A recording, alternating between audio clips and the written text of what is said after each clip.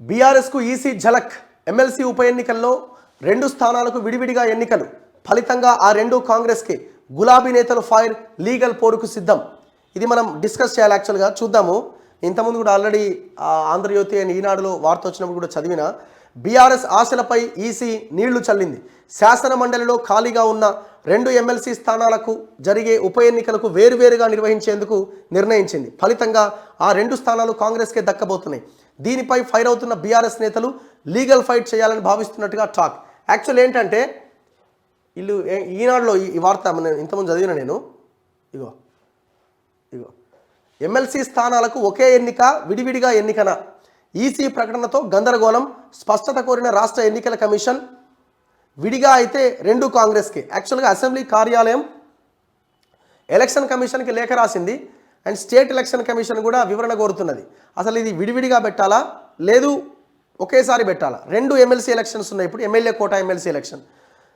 కడియం శ్రీహరి, పాడి కౌశిక్ రెడ్డి ఇద్దరు ఎమ్మెల్సీలుగా ఉండి ఎమ్మెల్యేలుగా పోటీ చేశారు. ఎమ్మెల్యేలుగా గెలిచారు వాళ్ళు. హుజూరాబాద్ నుంచి కౌశిక్ రెడ్డి, స్టేషన్ గన్పూర్ నుంచి కడియం శ్రీహరి.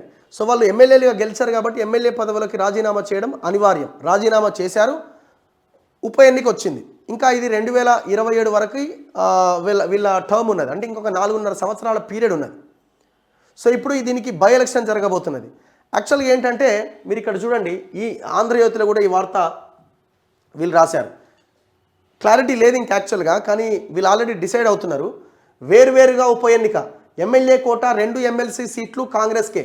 ప్రతి సీటుకు 119 మంది ఎమ్మెల్యేలు ఓటర్లే. ఎన్నికల సంఘం నిర్ణయం. బూత్లు బ్యాలెట్ వేరే అంటూ అసెంబ్లీ సంయుక్త కార్యదర్శికి లేఖ. పదవీ కాలం ఒకటే ఉన్నా వేరువేరుగా ఎన్నిక నిర్వహణకు ఆదేశం. రాష్ట్రంలో తొలిసారిగా ఈ తరహా ఎన్నికలు. వివరణ కోరుతూ ఈసీకి అసెంబ్లీ కార్యాలయం లేఖ రాసిందట. నిరుడు ఇదే రీతిన జరిగిన ఎన్నికలో యూపీలో 2 సీట్లు గెలిచిన బీజేపీ. అంటే ప్రతి సీటుకు 119 మంది ఎమ్మెల్యేలు ఓటర్లే. దీనివల్ల ఏమవుతుంది? కాంగ్రెస్కి అడ్వాంటేజ్ అవుతుంది.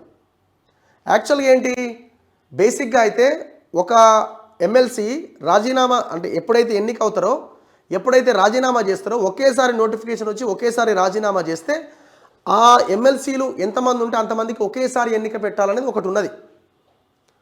అంటే ఒకటి కనబడతా ఉన్నది. కానీ అది ఎలక్షన్ కమిషన్ యొక్క విచక్షణాధికారం మేరకు ఎలక్షన్ ఉంటుంది. కాబట్టి అందులో భాగంగా ఎలక్షన్ కమిషన్ ఏం చెప్పింది, ఇది నేను ఇంతకుముందు చూపించిన కదా మీకు. ఇది ఎలక్షన్ కమిషన్ ఇచ్చిన షెడ్యూల్ అనమాట. ఈ ఎలక్షన్ కమిషన్ షెడ్యూల్లో చాలా క్లియర్గా వీళ్ళు ఏం చెప్పారంటే, the commission has decided to hold 3 separate by elections to the legislative councils of Telangana 2 seats and Uttar Pradesh 1 seat by the members of representative legislative assembly to fill the above mention vacancies as per the following common schedule.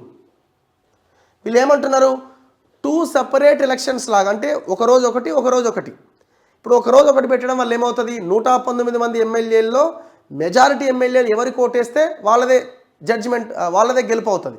ఇప్పుడు 119 మంది ఎమ్మెల్యేలు ఒకరోజు ఎమ్మెల్సీగా పోటీలో ఉన్న వాళ్ళకి ఒకరోజు వెళ్ళి ఓటేసారు అనుకోండి, మెజారిటీ కాంగ్రెస్కి ఉన్నాయి కాబట్టి కాంగ్రెస్కి ఎక్కువ ఓట్లు పడతాయి. ఇంకొక రోజు ఇంకొకరి పెట్టారు అనుకోండి, మెజారిటీ కాంగ్రెస్ కాబట్టి వాళ్ళు కాంగ్రెస్ అభ్యర్థికి వేస్తారు.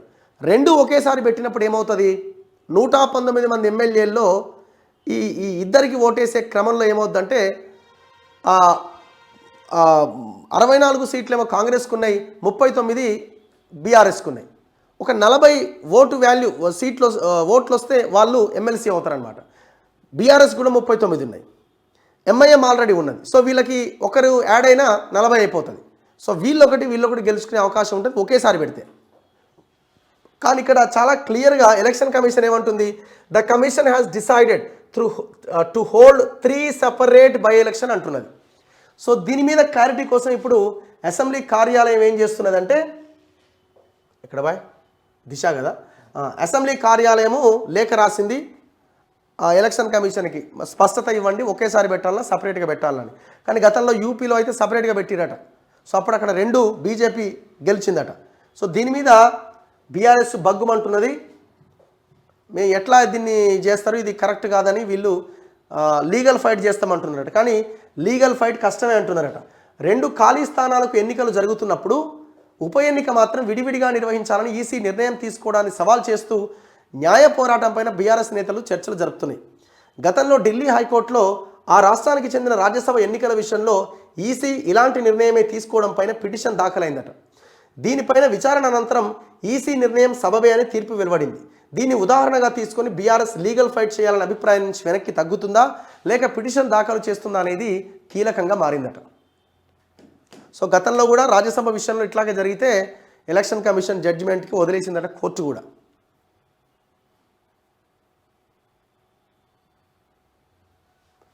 ఎన్నికకు అనుసరించే ఫార్ములా ఏంది? ఎమ్మెల్యే కోటా కింద జరిగే ఎమ్మెల్సీ ఎన్నికకు అనుసరించాల్సిన నిబంధన పైన ఈసీ స్పష్టమైన ఫార్ములానే రూపొందించింది.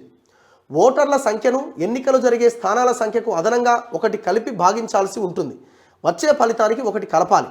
ఆ సంఖ్యను ప్రామాణికంగా తీసుకొని విజేత ఎవరు అనేది డిసైడ్ అవుతుంది. ఉదాహరణకు 2 ఎమ్మెల్సీలను ఎన్నుకోవడానికి ఎన్నికలు నిర్వహించాల్సి వస్తే అసెంబ్లీలోని 119 ఎమ్మెల్యేల సంఖ్యను 3తో, అంటే 2 స్థానాలు ఉన్నాయి కాబట్టి అదనంగా ఒకటి కలిపి 3తో భాగించాలట. ఆ ఫార్ములా ప్రకారం 40 మంది అంటే 39.66 ఓటర్లకు ఒకటి కలిపితే వచ్చే 41కి అనుగుణంగా విన్నర్ ఎవరో ఖరారవుతుంది. అంటే 40-41 ఓట్లు వస్తే సరిపోద్ది. ఒకవేళ 2 ఒకేసారి పెడితే తొలి ప్రాధాన్యతలో స్పష్టత రాకపోతే ద్వితీయ ప్రాధాన్యత ఓట్లను పరిగణలోకి తీసుకొని మొత్తం ఓట్ల విలువను లెక్కించాల్సి ఉంటుంది.